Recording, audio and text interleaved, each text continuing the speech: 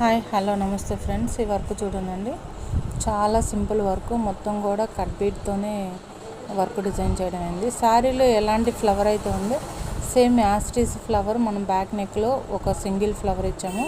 దీంట్లో cut beat, పూస, దర్దోసి, చల్లా work అయితే ఇచ్చి దాన్ని ఫిల్ చేయడం జరిగింది. మొత్తం చూడండి, సింపుల్గా బ్యాక్ నెక్లో ఒక సింగిల్ ఫ్లవర్ అయితే డిజైన్ చేశాము. అట్లాగే హ్యాండ్ వచ్చేసి 3 ఫ్లవర్స్ డిజైన్ చేసాము.